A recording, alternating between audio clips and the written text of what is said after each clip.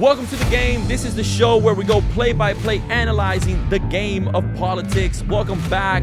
Today we're covering 4 stories. Very unique, very interesting. First, we're going to dig into the jobs report. Last Friday, we got all the numbers coming in. There was a decline. Many people expected there to be more jobs in the area of hiring, but that was not the case. We're also going to be looking at a poll from the Wall Street Journal. The fact that many Americans are losing faith on the American dream, on obtaining that version of their American dream. We're going to look into the details of that poll and possibly what's the path forward. We're also going to be looking at Congress. Why is it that many times members of Congress, they run on a platform saying that they're going to ban trading or some of the practices behind trading when it comes to stocks for members of Congress, but it doesn't seem like there's been a lot of movement in that space. And lastly, we have the inside scoop from our guest on the situation on Venezuela versus Trump versus Venezuela. I'll say the reactions of Maduro after the United States took out 11 drug cartels in the Caribbean. Here to discuss this topic, again in studio, we have Raul Mas. Raul Mas is a political analyst, commentator. He's also an economics with a background in investment banking. Raul, great to have you on the show today. How are you doing? Pleasure. Doing well, man. Thanks for having me again. Yes, of course, of course. We want to start with the hiring decline.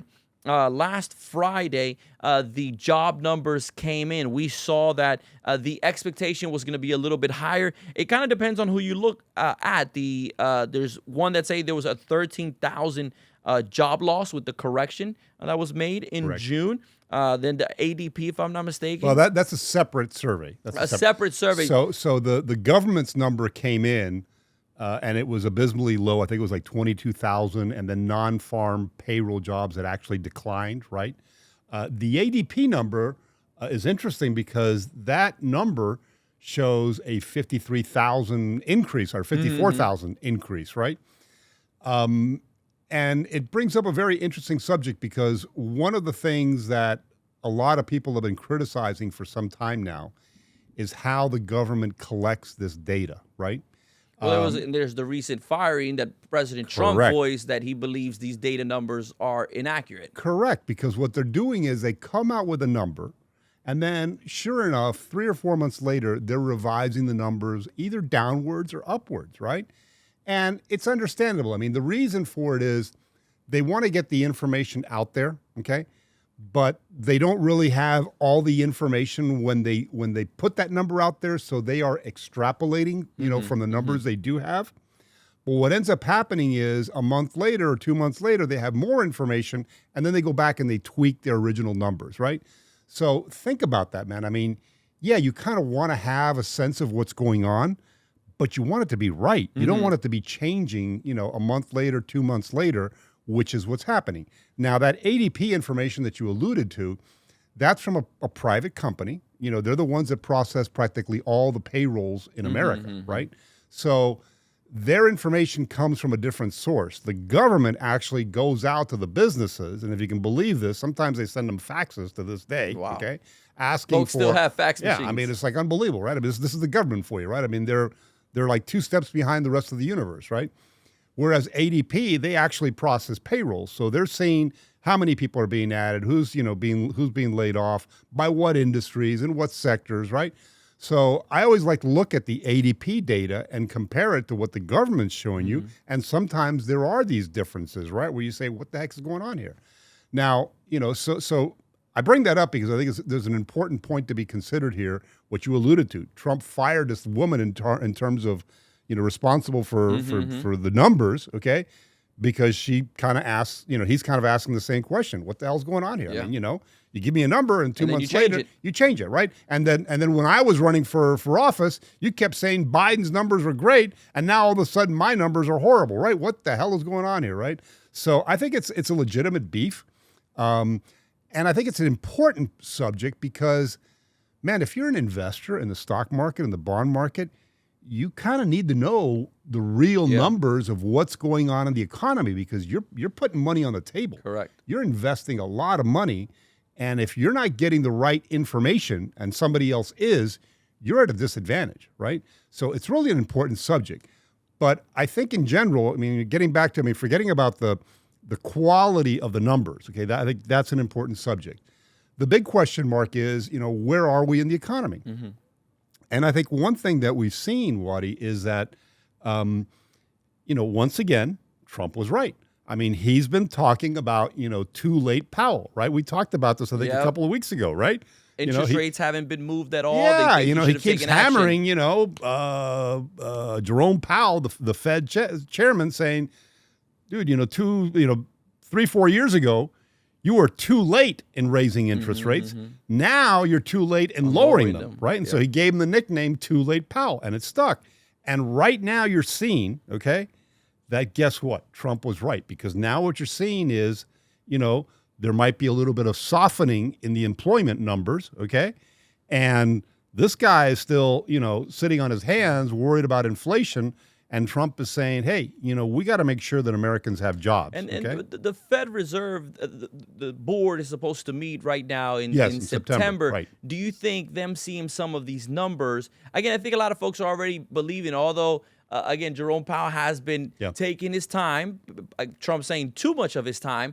However, I think his rhetoric, speaking Jerome Powell, has signaled that he's sort of open to the idea that in the near future, there should be a drop. Do you think these numbers kind of put him over the top where in the next few weeks, we might see that change? The answer to that is absolutely yes. I think you're going to see a rate cut after this next meeting. And by the way, the market's already anticipating that. If you see when this number came out on Friday about, the unemployment numbers being weak, the stock market reacted by saying, okay, this pretty much tells us that there is going to be a rate cut coming, because if you're starting to see a weakening, remember the Fed has two principal roles, well, actually three, but I mean two principal roles, one of which is to maintain full employment, right? So if you're starting to see a weakening in those employment numbers, that means the Fed's not doing their job, right? And the other thing is they want to control inflation, which is there are two sort of contradictory things that are going on right now. And that's what Jerome Powell has been trying to balance, okay? Because he's still concerned about inflation, because he thinks that when the smoke clears, okay, we're going to see a lot of these tariff increases being passed along to the consumer, right? If that's the case, then we might have a spike in inflation, and he doesn't want to loosen interest rates if we could be seeing another spike in interest rates a couple of weeks down the road, right? Or a couple of months before year end type of stuff, right? So he's got, he's trying to balance the two, but I got to agree with the president and say, man, once again, you're too late, man. I mean, you were too late raising them. Now you're too late lowering them, okay? And you got to get this right, and we got to get the data right, okay? And, we keep hearing about artificial intelligence, how it's going to revolutionize the world. Man, I think one of the first things for AI ought to be get a grip on the economic on the numbers, okay? Figure out a way to collect this information from employers, from multiple data sources that exist out there, and get us a good number that if you have to revise it a month or two after, it's a minimal revision. It's a tweak here or there, right? I mean, you're fine-tuning it. Not this, we're up, wait a second, we screwed up because when we got the numbers, we're actually down, No, wait a second. You can't have, investors can't have confidence in markets when they're seeing that kind of volatility.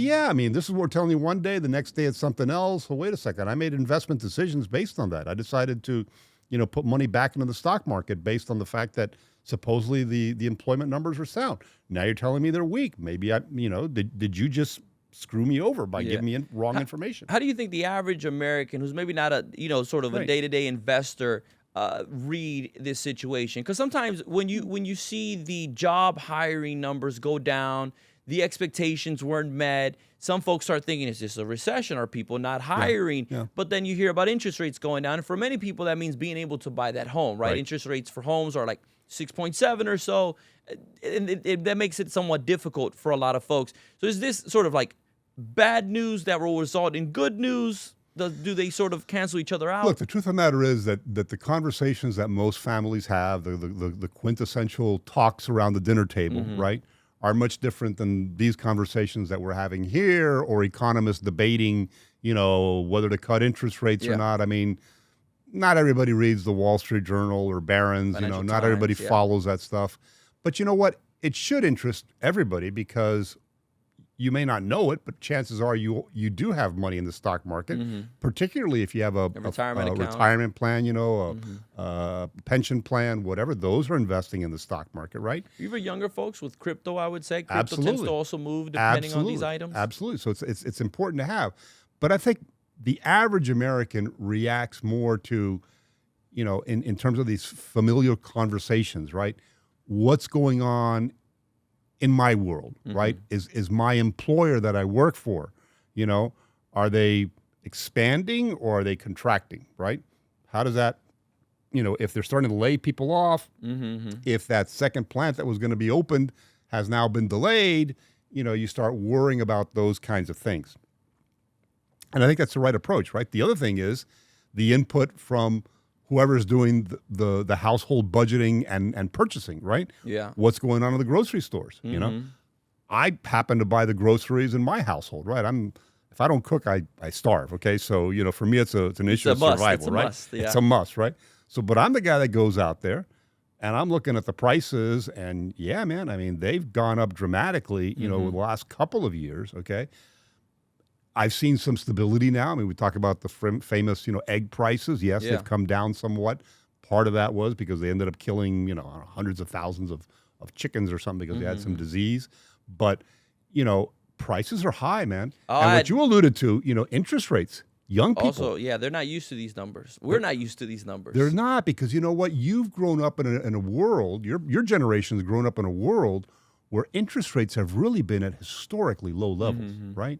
I mean, after the attacks of the terrorists on 9/11, we basically drove interest rates down to zero, for all practical purposes, right? I mean, the Fed funds rate was, practically at zero.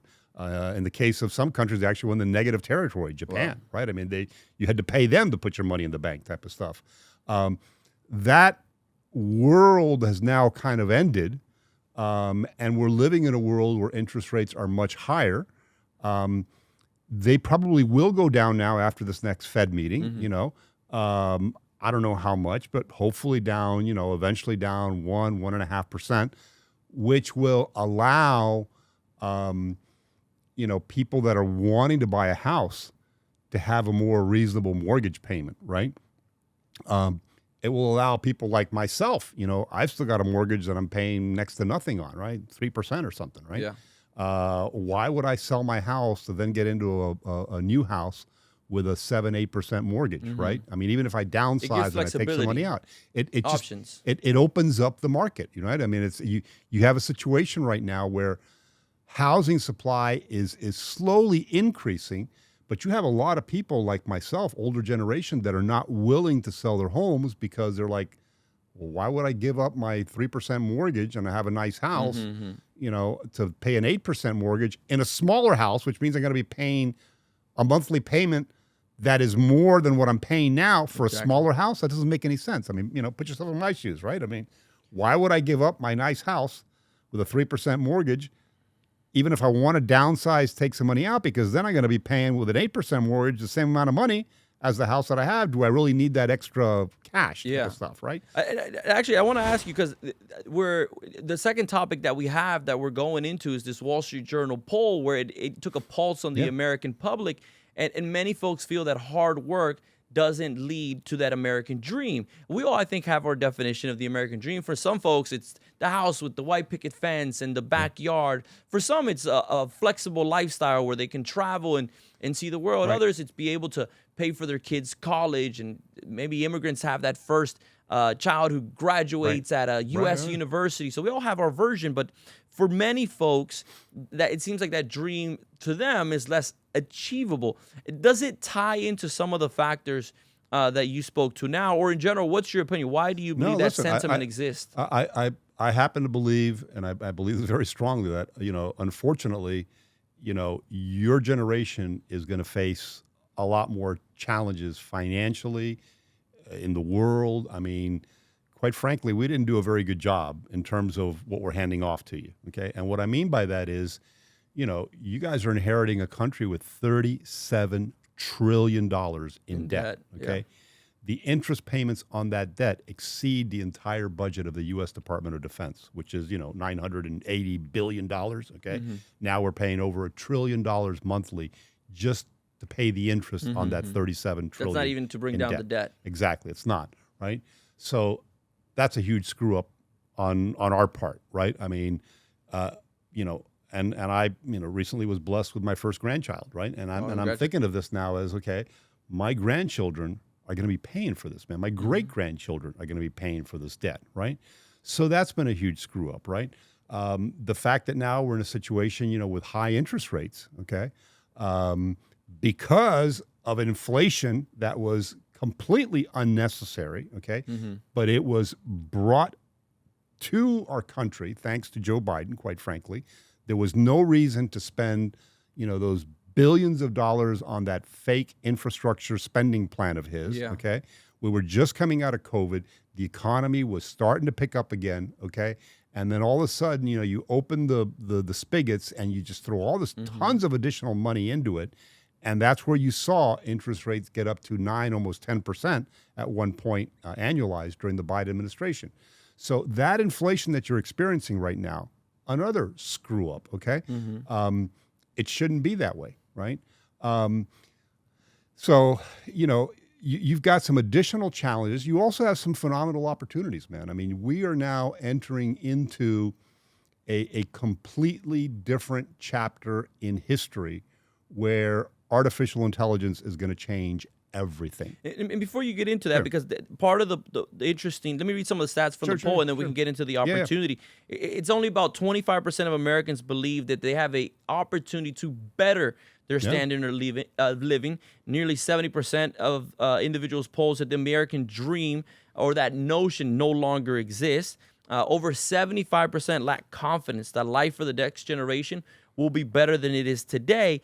However, and this is going to you speaking about the opportunities, the reality the Wall Street Journal was laying out is that there are actually stats and data showing that employment is actually at a pretty leveled place that will allow people to obtain jobs, possibly eventually, maybe not straight out of college, but eventually. There's also stats that show that although we're experiencing very high interest rates, what folks sometimes paid in the 1970s, 1960s, there was a 14%, 15% interest rate. So they were alluding to that there's an understanding of why folks have it a little bit more difficult. But it also seems that part of this is somewhat emotional, or it's somewhat that they saw what their parents had, and it's just a little bit more difficult. But that the American dream, especially in respects to other nations, is still alive. So do you see it that way? Do you see those opportunities ahead? Look, there are opportunities, right? But again, those challenges are very real because it's not just a question of the interest rates being higher. You're right. I mean, historically, I remember in the 1980s, interest rates were at double digits, man. I mean, they were 15, 16%, right? But what you have this time around is maybe you don't have 15, 16% interest rates, but you also have home values that have just taken off like a rocket, right? You have here where we live in South Florida, you've got huge, influx of people from outside. So you also have the triple whammy, if you will, of housing scarcity, right? I mean, there's not enough condos being, even though we've got, we live in a condo canyon now, especially, where we are right Miami. now. But you have a scarcity of housing. But yeah, I think, look, getting to sort of this, the society that you guys are going into, or that you're now living, quite frankly, it's going to be a whole different age. And with that comes great opportunities. It also comes with some challenges. I read an interesting article the other day that people that have spent 4 years learning how to code are really kind of like screwed, okay? With AI, because now AI is going to be able to do that coding that they learn how to do, okay? We'll do it in an instant. So these guys may have to sort of like, rebrand themselves into something else. I mean, I'm not saying that their 4 years went to complete waste, but you're going to have to adjust to the reality that AI is going to displace a lot of jobs, but it's also going to bring a ton of other opportunities, right? We're building all these, new power plants, nuclear power plants, to power the data centers for AI. All that's going to bring additional job growth, construction, the infrastructure building infrastructure, of it. all that stuff. So the opportunities are out there. But it's going to be a bold new world. It really is. Something interesting that the poll also found was that there is one group that at a high rate still believes in that American dream, and it's immigrants. I mean, a lot of that has to do with perspective. If you're coming from a country where there is really no upward mobility, there's really just kind of like a lower class and an upper class, but then you come to the United States and you're able to see that ladder, maybe in the perspective of those individuals who grandparents and grandparents, great-grandparents have lived here in the United States. Their comparison is different. But again, someone, for example, from Latin America, my parents came from Honduras. I just had a chance in Brazil and had some conversations there. Even this concept of American dream is something that's very somewhat unique to the United States. You don't hear much of the sort of the French dream, right? Or the Argentinian dream. But that concept still is very much alive in that immigrant community who comes here to build that future. I mean, do you see it that way as well? Absolutely, man. Not surprising at all. And, you know, I've been saying this for some time, man. I mean, and you can relate to this, man. Your parents were from Honduras, right? I tell people, look, man, I mean, we are very fortunate, you know, to live in the United States. If you're lucky enough to be born here, you won the lottery the minute you were born, okay? If you're born in a place like Honduras, okay, your, you know, prospects for upward mobility are rather limited, right? It's very slim. Slim to none, right?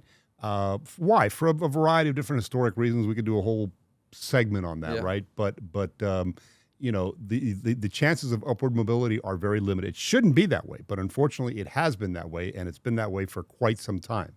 So that's why you see so many people wanting to come to the United States of America, because they realize that this is, in fact, the land of opportunity. This is where everybody wants to go. Interestingly enough, even, you know, Muslim population that might hate us in the Middle East, they all want to come here. They want to get out of, you know, where they're living, and they want to come here to the U.S. because they realize that, hey, you know, at least here I can make money. I can progress economically. So I think that, you know, it doesn't surprise me in the least that immigrants understand that, because they're here precisely because part of the American dream is not being put in a box and saying, okay, you grew up in a rural area of Honduras, you've been farming coffee your entire life, that's what your children are going to do as well, and they're going to be basically, you know, living hand to mouth for the next 10, 20 years, right? Or, you know, you did this, right? I mean, here, if you can dream it, you can do it. I mean, that's the true story of the American dream. Do you think so? Is because I do think the perspective that people have can be very impactful to if they pursue that dream or not. So if there's a new generation or a current generation that says, I can't achieve that dream, they might not try to fight for it. So my question is, who plays the role in our society of saying, no, hey, we are the United States, we can overcome? Do you think it should be somewhat led by sort of private sectors and entrepreneurs? Is it the business community? Is it politicians? Look, man, I think that level of mentorship is extremely important, and it comes from a variety of different places, okay? It starts with the family, right? If you have a mother and a father who are both committed to each other and committed to their children, okay, you already have, you know, you have the wind at your back, if you will, okay? Because they're going to look out for you. They're going to push you to do better, right? If you get into a school where you've got teachers that are genuinely interested in your education and want to motivate you, okay, and open doors for you, that's another great thing that we see here, right? Coaches, you know, in high school, you know, that have coached you. Look, I tell people I consider myself extremely fortunate because I had a great family. I had, you know, teachers that cared about me. I had mentors in college that, you know, gave me good advice, you know, and it comes from all different sources. It doesn't, you know, some of them, in the business world, your first job, you know, if you've got a good boss who sees potential in you and pushes you along. And I think it's incumbent on all of us, okay, regardless of what, you know, you do or you know, what your place in life is. We all have a role in helping other people achieve their version of the American dream. It may not be yours, okay? But the beauty about America is If you want to be an actress, you can be an actress. If you want to be a construction worker, you can be a construction worker. You want to be a welder, you can be a welder. You want to be Elon Musk, you can shoot for the gold and try and be Elon Musk, right? The limitations, should only be in our mind, right? I mean, the opportunities, and this gets back to the whole issue of, and this whole DEI debate, right? Not that we want to go down that rabbit hole, but this has always been a country not of equal outcomes, but of equal opportunities for everybody, right? So if you've got a classroom of kids and you've got Asian kids and Hispanic kids and kids from the Orient, kids from the Middle East, who the hell gives a damn about the skin color or where you came from, okay? We ought to be able to give every single child in that classroom the same opportunity for greatness, because that really is the American dream. That really is what this country is founded on, right? It was, to begin with, a country of immigrants, right? Throwing off the shackles of a colonial power, the Great Britain, right? And the American dream is that. Everybody has the same opportunity. That's what we should strive for as a society. You have the same opportunity to excel and fulfill your dreams. We're not going to guarantee you the same outcome, because that's going to depend on your talent, right? If you want to be an opera star and you don't have the voice for opera, well, guess what? I mean, we could give you all the tools, we can encourage you, but if at the end of the day, you got a squeaky voice, you may want to look for a different job, right? I mean, you could end up being a producer, you could end up in the music field in some other capacity, but it's not about the same outcomes. It's about having the same opportunity, right? Yeah, and I think part of this poll is people are just kind of just losing a little bit of faith. But I think if we can keep to that core value, those founding principles of this country, we can continue to have that same success, and that next wave of innovators, of entrepreneurs, of folks is very much there. But I think actually this ties to our third topic that we're seeing today, is why lawmakers haven't actually moved forward on a ban on trading. I have a couple stats here. Polling shows that there's over 86% of support for lawmakers to move on reforms that would put more per se barriers for them to be able to stock trade. I mean, there is the Stock Act of 2012, which does prohibit insider trading in many of these aspects. But many people argue that the reason why members of Congress haven't moved on this is just on the simple fact that they are also trying to save for their future, that they also have either there's a lot of people who are entrepreneurs who previously to being members of Congress were already trading and already had a lot of these investments in there. But let me ask you, Raul, despite, again, there sort of being this overwhelming support from the public for there to be more rules around this, there's also been a lot of lawmakers who have talked about this. Interesting enough, Nancy Pelosi, former Speaker of the House, current member of Congress, she was in hot water, I would say, in the last 2 years, because she has made some of the biggest, most profitable trades. Again, she points that she doesn't have a hand in those, that it's her husband who manages it. But some of her trades people have followed, have just said they've come at key inflection points.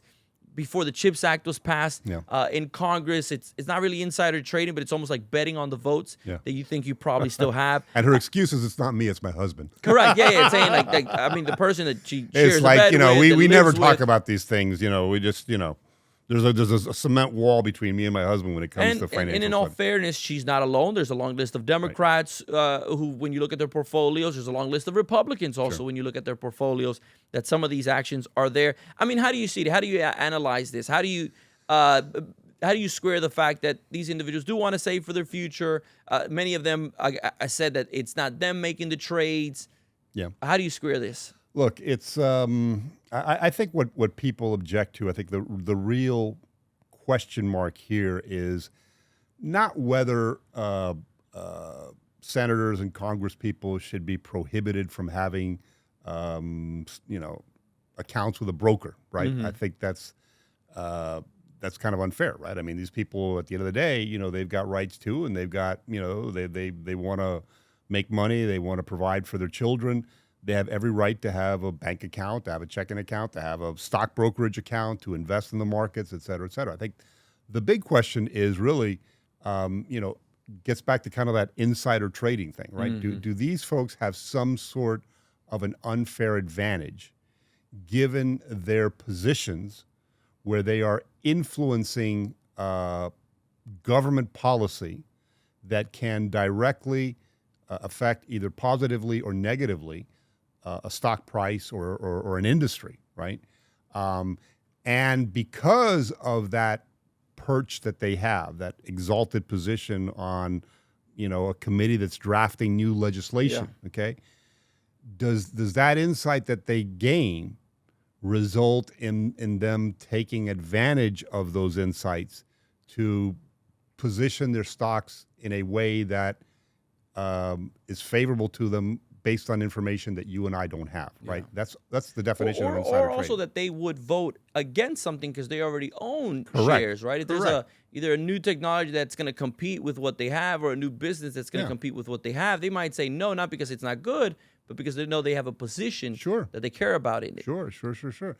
I think that, go ahead. Yeah, no. So I think that's where the real question mark is. And I've heard people that, for example, I've heard Rand Paul, who's a very controversial guy, who's usually, the one who's in the front of the pack, very libertarian. Adding, wanting more transparency. I think he actually came out and said, look, we don't really need this, okay? We just need people to behave better, and we need better ways to sort of capture this information to make sure that nobody is violating the rules. But I think it's something that the American people understand and are concerned about, and I think rightly so, because truth of the matter is, man, Congress has, if you become a congressman in this country or a senator, you no longer have to worry about health care. You no longer have to worry about your retirement, okay? They have incredibly generous packages when it comes to their pension plans, incredibly, great health care. Walter Reed, top of the line, medical care in the military government system. They vote on their own pay raises, right? Imagine, you and your job, if employers, hey, we're going to take a vote on what we're going to pay for a machinist, next year, right? Let's gather all the machinists and see how much, we should pay them, right? So, that's kind of screwy, right? And I think the American people are just fed up. I mean, Donald Trump is the personification of the American people being fed up with business as usual in Washington, D.C., in Congress, in the Senate, whether it's, these issues of insider trading, whether it's other stuff that's going on. They're just sort of like, you know what? Throw all the toys on the floor and let's throw some out and pick some other ones up. Let's reorder this whole thing. We may need to make a mess in the process, but something is better than what we have right now. Yeah, the example of Donald Trump is spot on. Never forgetting one of the debates that it was him and Hillary Clinton back in 2015, and she was criticizing him about, I think it was not paying taxes and about sort of skipping some of the taxes that other individuals say. And he's like, yeah, because you never changed the law. And guess what? I know you're not going to, and you didn't do it in your X amount of years as a senator, because the same friends you have are the friends that I have. Right. I'm here to say that I'm willing to change it. And I think that resonated with people. They're saying, okay, of course, if I'm someone who just has the funds to be able to pay for a tax attorney to take care of this for me, why wouldn't I if they're within the law? Exactly. And yes, Hillary Clinton had been a senator for so many years, and she never proposed the changing of that aspect. So I think folks, through Donald Trump, were able to sort of send a message to elected officials in general that they're tired of that status quo. They're tired as business as usual. I do want to turn to the topic of Venezuela. Trump and Venezuela have been in the news this week for various reasons. One of them being the warships that are now in the Caribbean close to Venezuela. Donald Trump has given his commitment to fighting the drug cartels in that area, the drugs that are being brought into the United States. This week, or last week, I should say, the warships took action against one of the boats that was carrying 11 drug cartels. Senator Marco Rubio, or former Senator Marco Rubio, now Secretary of State Marco Rubio, said they had intelligence on this and they took the needed action in this space. But Venezuela also, they were saying that the video is AI, that it's not real. What I do find funny about that, and I think you'll find this funny as well, Raul, is that they said it's AI, it's fake, but then they took action where they sent two of their planes in the area, sort of saying, we're here, we're present. If it was a fake video, why would they try to sort of retaliate in this space? Raul, you know this space very well. You commissioned two of the ships that are in this space. Give us the background of your role in that, and then I want to hear your analysis of what you're seeing well, first going of all, on look, in the I mean, region. just to be perfectly upfront, I'm not a military analyst by any stretch of the imagination, but I do have a pretty in-depth understanding of these ships that are out there for a variety of different reasons, but I dedicated about 20 years of my life as a volunteer for all the different service branches, and I've commissioned a bunch of Navy ships in the process or served on the commissioning committees, including some of these destroyers. I've spent weeks, if not months, on board some of these destroyers. I know how they operate.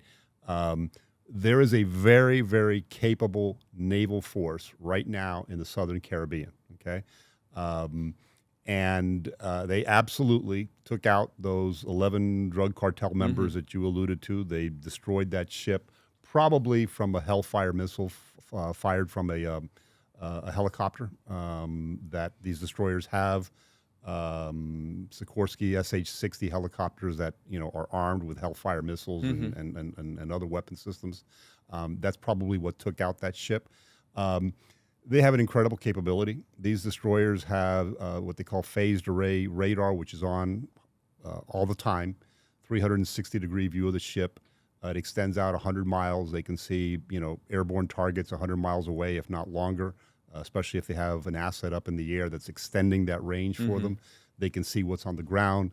They have incredibly sophisticated radar systems that can track multiple targets at one time, will calculate the firing solutions for each and every one of them, and prioritize them to the right weapon system to take out that particular threat. So this is a very capable force. You've got two amphibious landing ships, which are chock full of Marines with helicopters and amphibious landing forces. I think they're there in case Maduro decides to do something stupid, like take over the U.S. Embassy in Caracas or threaten American citizens. We've got Marines in the region now that can be there, lickety-split to save Americans if that's necessary. They have a submarine. That's pretty unusual. They've got a submarine supposedly in the area as well. And all of this firepower that's out there is to deal with a very real threat. And I remember, Wadi, I'm talking now probably 10, 15 years ago, U.S. Southern Command here in Miami, Florida has different sort of subsidiary units throughout the region, one of which is an operation called the Joint Interagency Task Force South in Key West, at the Naval Air Station in Key West, Florida. And I went there probably 10, 15 years ago, and they had this sort of huge, video display showing all these narco planes that were leaving Colombia and Venezuela to, either Central America or Hispaniola or some other place. And I kid you not, the radar tracks of the planes leaving from Venezuela to Haiti or the Dominican Republic were so many, okay, that the tracks all like assembled together, and it was just like one big, thick, like magic marker line coming from Venezuela straight up to the island of Hispaniola. And those were all drug planes that were headed, in that direction to take drugs to the Dominican Republic, to then cross over to Puerto Rico, then they're in U.S. territory, and then basically fly them to the U.S. or get them somehow into the U.S. market. Or in some cases, they would transship them from there to Europe. So this is a real problem, man. I mean, fentanyl is a real problem, right? And, we've been talking about this war on drugs for decades. Well, guess what? It's here. The war is now, it's on, okay? Yeah. The gloves have come off, okay? And I think, Trump is sending a very clear signal, not just to Maduro. He's got a $50 million price on his head right now, right? I mean, they upped the ransom, They doubled it, the rewards, I should say, not the ransom, the reward, to $50 million. But you see all these, the defense minister of Venezuela, beating his chest. His first name is Vladimir. I forget his last name, but me llama la atención que his first name is Vladimir. Yeah, right? I saw that. I thought that was interesting. Beating on his chest about how, no, these guys, they don't give a rat's ass about Venezuela. What they care about is their own pocketbooks, okay? Because these guys, and I'm talking about the generals, okay? I'm talking about Maduro's inner circle, okay? These guys are all multi-millionaires, okay? And in the case of Maduro, he's probably a billionaire at this point. From all the drug money, from all the profiteering, what they've skimmed off of the oil exports, right? And I think the U.S. is sending a very clear signal right now saying the gloves are off, okay? This has to stop, all right? We're not afraid to confront you. And it's also, I think, at the same time, not just a message to Maduro, but also to the Chinese and the Russians, saying, guess what? The Monroe Doctrine is back. The Roosevelt Corollary of 1902 or whatever is back as well, okay? This is our backyard, okay?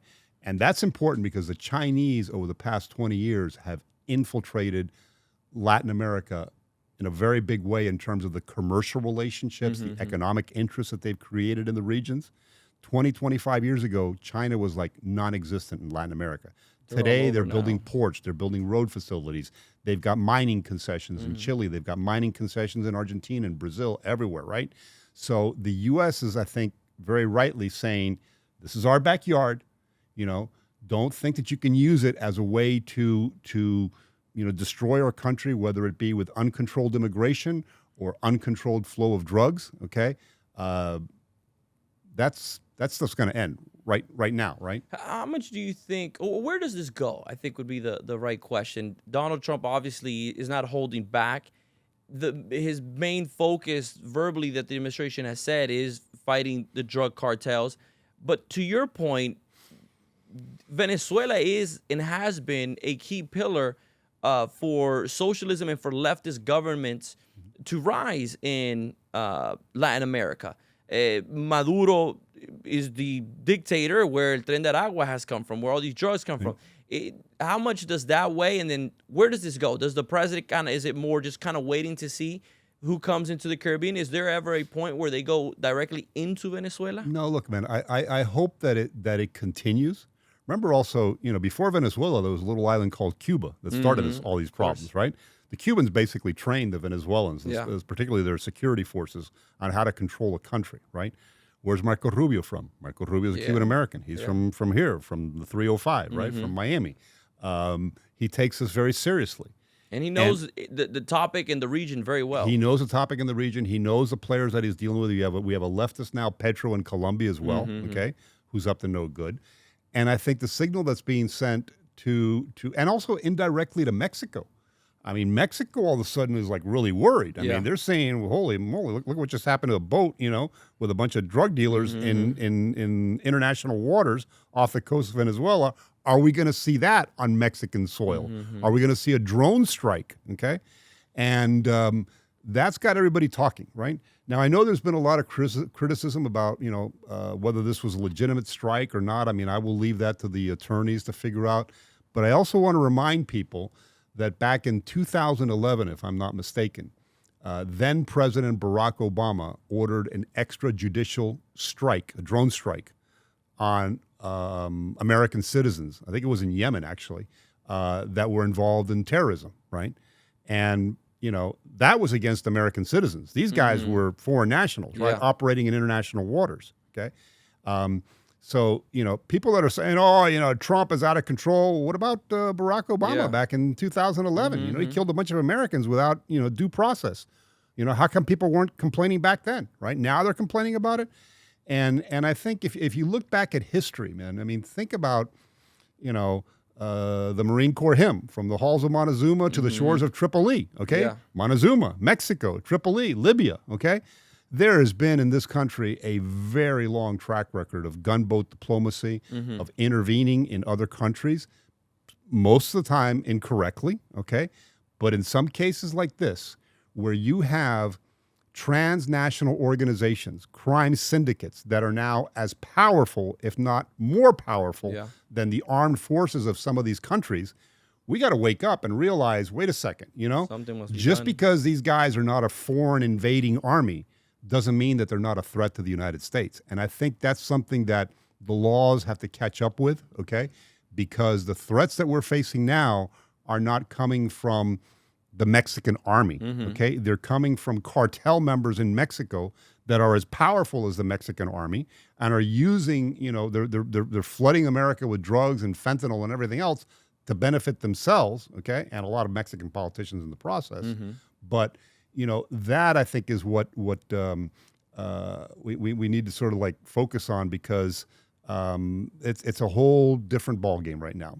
Back to your punchline, right? The game, Yep, right? it's a whole different game. It's a totally different game now, man. Right? This is a totally different game, a different set of rules that we're operating in, and the gloves have come off, and they say, you're gonna hurt me, I'm gonna hurt you back. Yeah, and I think, obviously the legal aspects of it matter, but so does if the American people support it. Right. And I think, I haven't seen a poll specifically on the situation with Trump in Venezuela, but I think the support of the American people is there. I think people are fed up when it comes to these drug cartels, with the amount of drugs, with the amount of fentanyl, and the impact that it's having on the American people. Raul, with that, I do want to thank you for joining us for today's episode, a wide range of very interesting topics. Thank you to the audience for tuning in. Again, this has been The Game, the show where we go play by play, analyzing the game of politics.